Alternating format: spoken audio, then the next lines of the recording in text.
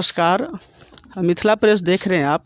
अभी हम लोग समाजवादी जनता दल डेमोक्रेटिक के कार्यालय में हैं और हमारे साथ यहाँ जो गेस्ट हैं पूर्व केंद्रीय मंत्री और जेपी आंदोलन के सिपाही देवेंद्र प्रसाद यादव जी। आइए रूबरू कराता हूँ मैं उनसे आपको और कुछ बात करते हैं हम सर से।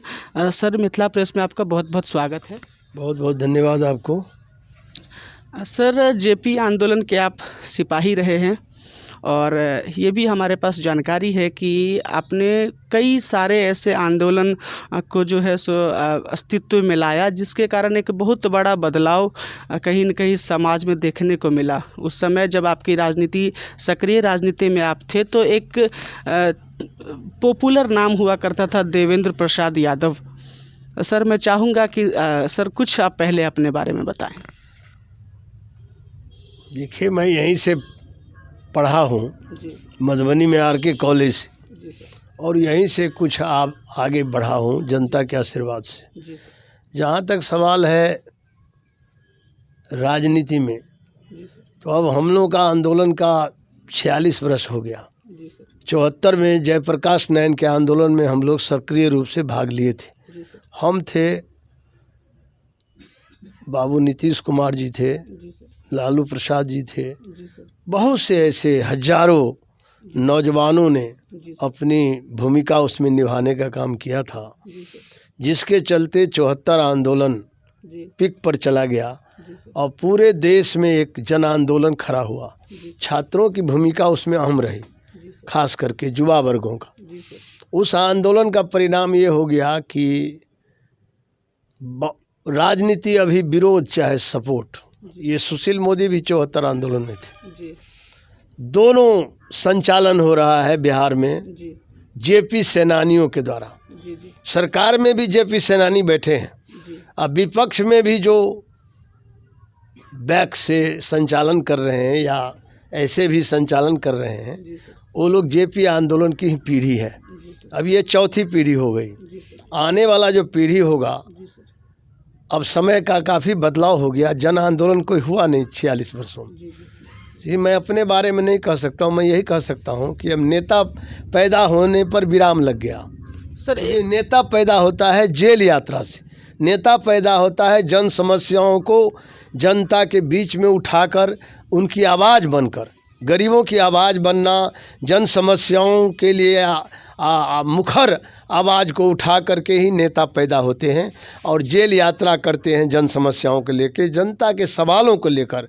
अब ये दरवाज़ा बंद इसलिए हो गया, 46 वर्षों में जन आंदोलन कोई हुआ नहीं। अब एमएलए एमपी पैदा हो सकते हैं।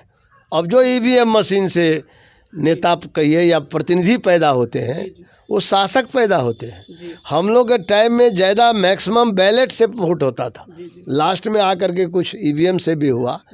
तो उस समय में जन नेता पैदा होते थे, जन सेवक पैदा होते थे, जनता की सेवा करते थे। अब जो पैदा होते हैं वो शासक पैदा होते हैं, जनता पर शासन करने के लिए एमएलए बन जाते हैं, एमपी बनते हैं। इसलिए मैं किसी के खिलाफ नहीं बोलना चाहता हूँ, लेकिन समय का अंतराल हो गया है, वक्त बदला है।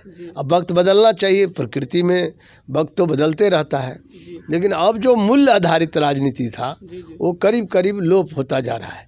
जो समाजवाद, जिस समाजवाद के लिए हम लोग जननायक कर्पूरी ठाकुर के लिए इस्तीफा दिया था 77 में, क्योंकि आपने जिक्र किया कि अपने बारे में बोलिए, मैं त्याग से राजनीति शुरू किया। अब त्याग और जन संघर्ष राजनीति में नहीं है, अब तो है जातीय गोलबंदी, धार्मिक गोलबंदी कर लीजिए। हिंदू मुसलमान के सवाल पर हिंदुस्तान पाकिस्तान के नाम पर वोट हो रहा है। अब वो जो बुनियादी समस्याएं थी जनता का, बेरोजगारी का मामला है, महंगाई का सवाल है, भ्रष्टाचार का मामला है, सड़क का सवाल है, स्वास्थ्य का सवाल है, ये सब सवाल गौन हो गया। अब इसकी कोई महत्ता नहीं है। अब तो जातीय गोलबंदी होगा जात के नाम पर लोग, क्योंकि राजनीति में आदम युग में ही राजनीति चल रही है। दुनिया हाईटेक हो गया, काफ़ी विकास हुआ है साइंस का, टेक्नोलॉजी का। तो दुनिया तो बहुत विकसित हो गया है, मोबाइल चल गया है, इंस्टाग्राम में आप लोग देखते हैं, अभी आप सोशल मीडिया का युग आ गया। लेकिन राजनीति धर्म, जाति, क्षेत्र, भाषा, इसी के इर्द गिर्द राजनीति घूम रही है।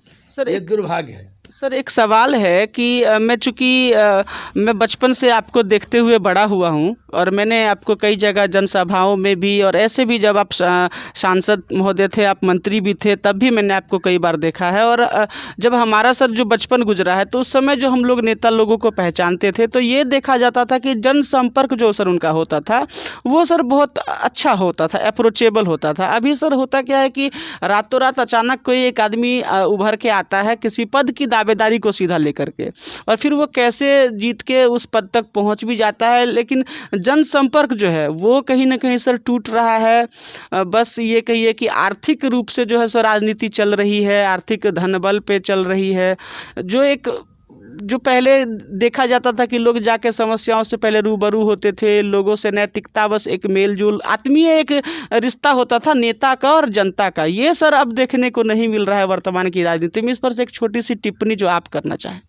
जनसंवाद से अब कोसों दूर हो गए हैं प्रतिनिधि लोग, इसीलिए कि जनता, मैंने पहले आपसे जिक्र किया कि जब गोलबंदी के आधार पर वोट होने लगेगा तो जनता पहले छत लोग ढालते हैं, अब नींव की ईंट की कोई परवाह किसी को नहीं है, छतें ढाल देते हैं। ऊपर से जिसको टिकट मिल जाएगा उनको ये वोट दे देंगे। जन सेवक जो होगा गांव में या ज़मीनी नेता जो होंगे उनकी कोई बखत ये लोग नहीं रहने दे रहे हैं। इसका कारण है कि ये खुद ही सफ़र कर रहे हैं। 5 साल में एक बार जो आदमी आ जाएगा हेलीकॉप्टर से लाखों रुपया खर्च करके बोल देगा कि मैं गरीब का काम करूंगा, उसको वोट दे देंगे लोग। यहाँ जो ज़मीनी लीडर्स हैं या ज़मीनी जो आदमी दुख सुख में साथ हो सकता है उसके तरफ अब लोगों का ध्यान नहीं है। लोगों का ध्यान एक चेंज हो गया है, ऊपर वाला को पसंद करता है। ऊपर में कौन है वो जो कह देगा, भले ही उनको जानता हो नहीं जानता हो, नज़दीकी से उसे कोई फ़र्क नहीं पड़ता। वो चाहे धर्म के नाम पर दे हो, जात के नाम पर दे हो, ऊपर वाले के नाम से एक तरह से वोट को लोगों ने लीज पर रख दिया है। ये दुर्भाग्य है। इसीलिए मैं इस बात को कह रहा हूँ कि राजनीति पहले जन सेवा के लिए था, राजनीति पहले चरित्र निर्माण, राजनीति का पर्याय चरित्र निर्माण था, जनसेवा था। अब राजनीति का पर्याय हो गया है धूर्तय, चालाकी, चंडाली, धोखा। अभी का जो परिभाषा मैं देख रहा हूँ, इसीलिए फ़र्क नज़र आएगा। जो जनसंवाद की अब जरूरत कहाँ है। अब मैंने आपसे कहा कि व्यापार, अब तो विज्ञापन से सरकार बनने लगी। विज्ञापन से केवल व्यापार होता था और राजनीति का व्यापारीकरण हो रहा है। व्यापारीकरण मतलब जिसके पास पैसा है, गरीब आदमी अब सपना भी नहीं दे सकता है चुनाव लड़ने का। कोई किसान या मजदूर के बीच से कोई आदमी चुनाव लड़ सकता है, ये अब उनके लिए सोच भी नहीं सकता है, क्योंकि इतना आर्थिक युग हो गया है, इतना पैसे का अंबार चल रहा है कि अभी यदि कोई ईमानदार आदमी बिना माने मैदान में ऐसे ही उतर जाए तो हमको लगता है खुद ही पब्लिक कहेगा ये सबसे कमज़ोर उम्मीदवार है। सर एक बात अभी आप कह रहे थे कि विज्ञापन से सरकार बनती है कहीं ना कहीं। सर मैं अगर बात करूं, थोड़ा सा पीछे ले जाऊं इतिहास में सर, आपने एक गरीब लोगों के लिए एक बहुत बड़ा नेक काम किया था। एक उपलब्धि सर कही जाएगी कहीं ना कहीं आपके खाते की। आपने सर लाल कार्ड जारी किया था जिसमें सस्ती राशन लोगों को उपलब्ध कराई जानी थी। आज पूरे भारतवर्ष में लोगों को उसका फ़ायदा मिलता है, लेकिन मैं अगर मीडिया रिपोर्ट्स को खंगालूँ तो कहीं पर भी सर ये जो आप अभी बता रहे थे विज्ञापन वाली सरकार, तो आपके इस उपलब्धि के बारे में मैंने विज्ञापन कहीं पर नहीं देखा। मैं ये जानना चाहता हूं आपसे कि अभी वर्तमान में केंद्र सरकार या राज्य सरकार जो भी खाद्य आपूर्ति लोगों को कर रही है, कहीं ना कहीं राशन वगैरह जो दे रही है, तो सर यूपी में भी देखा गया कि जो बैग मिलता है राशन का उस पर जो है सो फोटो लगा हुआ है, तो टीवी पे ऐड आ रहा है। तो सर इसी के बदौलत आज हालांकि आपने केंद्र में रहते ये किया, आपने प्रोसेस में सब कुछ रह के किया, लेकिन सर उसका विज्ञापन मुझे देखने को नहीं मिला। आज सर लोगों को राशन अगर मिल रहा है केंद्र सरकार के तरफ से या राज्य सरकार के, तो सर उसके बड़े बड़े विज्ञापन, बड़े बड़े वो बोरा पे भी सर फोटो वगैरह, झोला पे भी फोटो वगैरह। कोरोना में सर आपने देखा होगा कि जो लोगों को मान लीजिए कि राहत सामग्री वगैरह पहुंचाई जा रही थी तो उस डब्बे पे पैकेट पे भी सर फोटो वगैरह। इस पर सर एक प्रतिक्रिया सर जो आप दे सके सर। देखिए अभी मैं आपसे पहले कहा कि अभी जो चलन आ गया है नामों का पब्लिसिटी कराना, विज्ञापन करके लोग अपनी बातों को पहुंचा देते हैं, जबकि भारत सरकार का प्रोजेक्ट है, जो प्रोजेक्ट का नाम था जी सार्वजनिक लक्षित सार्वजनिक वितरण प्रणाली। जी सर पहले केवल जन वितरण प्रणाली था। जी हम जब पहली बार ओथ लिए जी मिनिस्ट्री में, जी सर ये आपको सबूत है इसका, जी सर पहली बार भारत सरकार में मिनिस्टर हुए जी तो सबसे पहले 36 करोड़ लोग जो गरीबी रेखा के नीचे लोग थे, जी सर उनका हमने प्लानिंग कमीशन से, योजना आयोग से उसका एस्टीमेट लिया जी सर कि इन लोगों को 2 रुपये किलो गेहूँ, 3 रुपये चावल, जी सर प्रोजेक्ट को हमने कैबिनेट से, जी सर देवगौड़ा जी प्राइम मिनिस्टर थे, माननीय देवगौड़ा जी, उनके प्राइम मिनिस्टरशिप में जी सर प्रधानमंत्री काल में मैं कैबिनेट मिनिस्टर था फूड का, जी सर तो मैंने एक प्रोजेक्ट लाया जो कैबिनेट में पास हुआ जी सर और उससे 2 रुपये किलो गेहूँ, 3 रुपये चावल 36 करोड़ लोगों को पूरे देश में जी उसी समय ये प्रोजेक्ट मंजूर हुआ। जी अभी जो लोग झोला में नाम छाप रहे हैं, जैसा आप बता रहे हैं, जी ये जो बचा हुआ अनाज था वो कभी तूफान हो जाए, जी कहीं कोरोना, कुछ इस तरह का आपत्तिजनक आपत्ति आ जाएगी, आपदा, जी तो आपदा में भी इस अनाज को, कुछ अनाजों को बांटा जा सकता है मुफ्त में भी। जी जैसे आपको चक्रपात तूफान आ जाता है उड़ीसा में, जी यहाँ बाढ़ आ जाती है, जी जी तो बाढ़ के समय में आप मुफ्त में भी ये अनाज दे सकते हैं। जी सर उसी तरीके से अभी 80 करोड़ लोगों को इस कोरोना पीरियड में जी एक्सटेंशन कर दिया गया है कि ये हम दे रहे हैं, जी लेकिन प्रोजेक्ट मंजूर नहीं होगा, एस्टीमेट नहीं रहेगा, जी तो ये हो नहीं सकता था प्रैक्टिकली, जी सर व्यवहारिक रूप से। तो ये लाल कार्ड, पीला कार्ड, उजला कार्ड, जिस राज्यों ने जो रंग मांगा जी सर हमने उस रंग का अलाउ किया जी सर और वो सभी जगह देश भर में लागू हुआ है। इसका प्रमाण है यहाँ, जी ये भारत सरकार की किताबें हैं। जी सर पब्लिसिटी हम नहीं कर सकते हैं, जी सर ये लोग किस तरह का पब्लिसिटी किया है आप देख सकते हैं।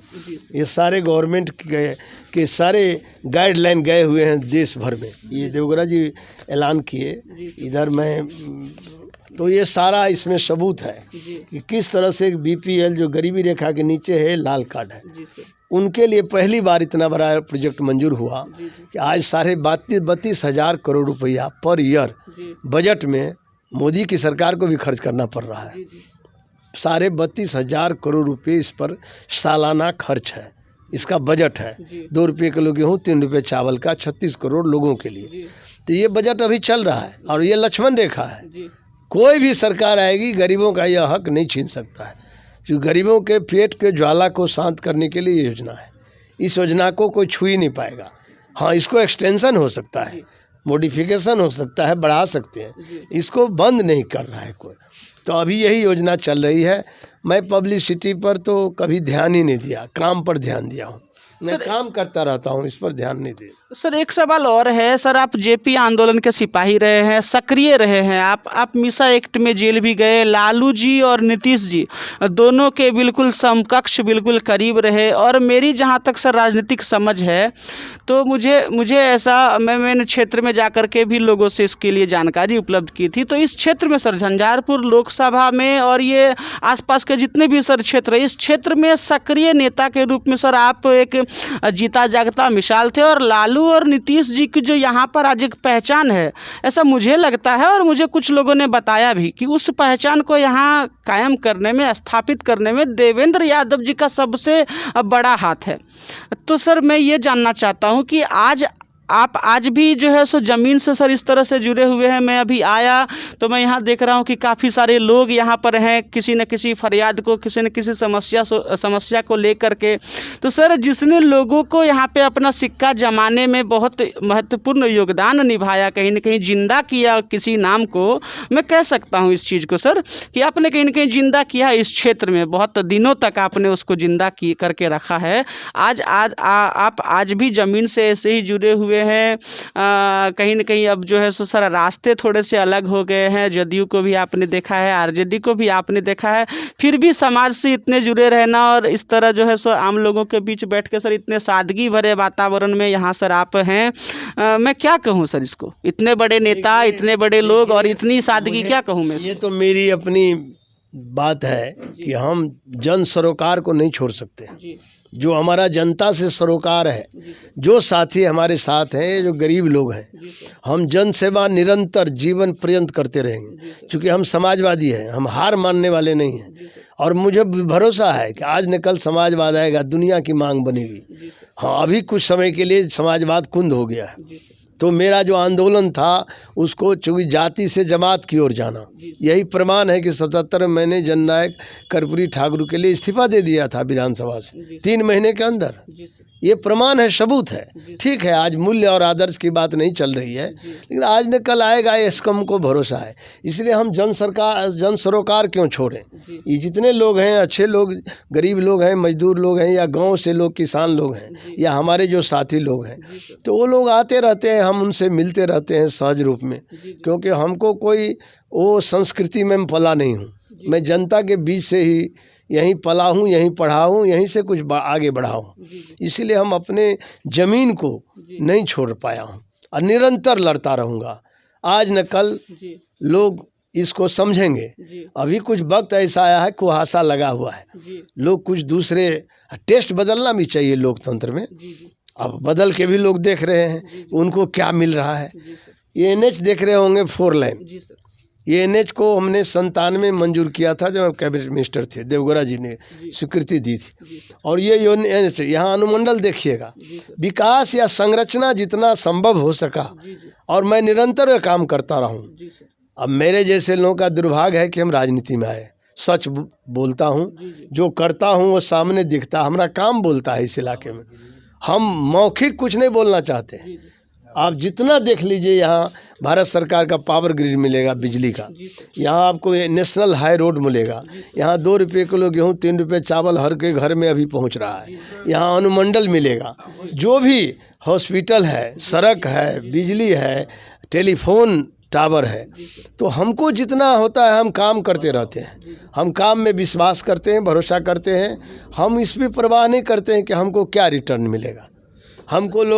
हम अपना काम करने पर भरोसा करते रहते हैं। और मेरा सौभाग्य है कि जनता ने मुझको 5-5 बार, इतना सौभाग्य किसी को नहीं मिला जितना हमको मिला इस इलाके में। और ये यहाँ इस पूरे आज़ादी के 73-75 वर्ष में कोई कैबिनेट मिनिस्टर तक नहीं पहुँचा भारत सरकार में। हाँ, राज्य मंत्री तो जरूर माननीय धनिकलाल मंडल जी पहुँचे थे, गृह राज्य मंत्री हुए थे पहली बार। और पहली बार मैं यहाँ पूरे लोकसभा झंझारपुर क्षेत्र में कैबिनेट मिनिस्टर का दर्जा जनता के आशीर्वाद से ही हमको मिला।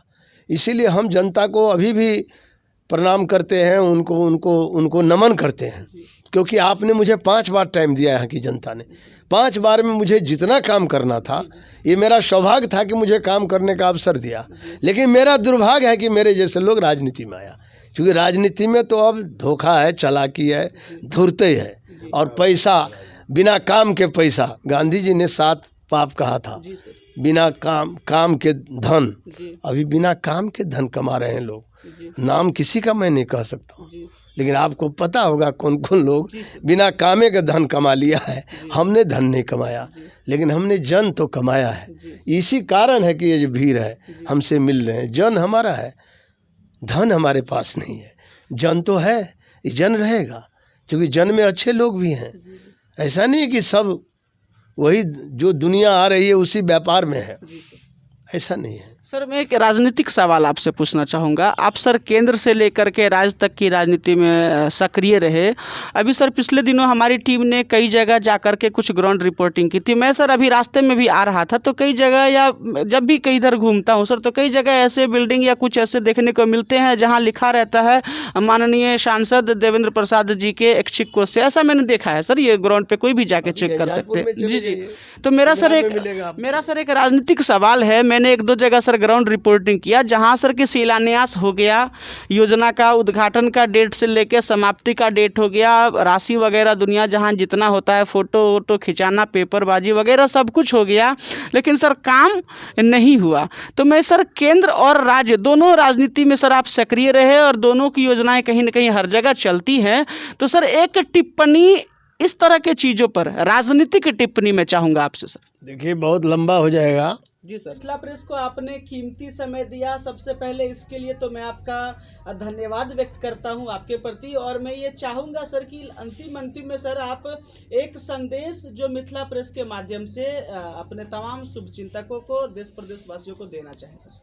मिथिला प्रेस के माध्यम से संपूर्ण देश और प्रदेश तथा अपने शुभचिंतकों को, या अपने जो हमारे साथी हैं सभी लोगों को, समाजवादी साथियों को मैं नए साल की शुभकामनाएं देता हूं और नया साल और उनका मंगलमय हो और मिथिला प्रेस भी उत्तरोत्तर विकास करे, ये मेरी आकांक्षा है।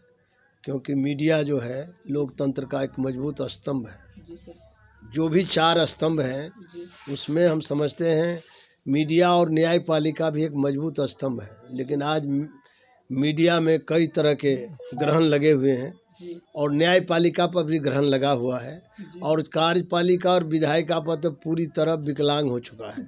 इसीलिए लोकतंत्र की महफूज रखना, लोकतंत्र को और लोकतंत्र को बनाए रखना एक बड़ी भारी लक्ष्य है इस साल में, कि लोकतंत्र बचेगा तभी इंसान का, नागरिक का जो अधिकार है संविधान में वो बचेगा। आज सब खतरे में है, संविधान भी, लोकतंत्र भी, और जो हमारा साझा विरासत है। साझा विरासत का मतलब होता है हिंदू मुस्लिम एकता, भाईचारा, ये भी खतरे में है। ये अद्भुत क्षण है देश में, देश बहुत ही खतरनाक क्षणों से गुजर रहा है। इसीलिए हम सभी भाइयों को फिर से दोबारा नए साल की शुभकामनाएं देता हूं और सबका जीवन मंगलमय हो, उन्नति करें लोग और उत्तरोत्तर उनका विकास हो, यही मेरी इच्छा है और यही मेरी आकांक्षा। धन्यवाद सर।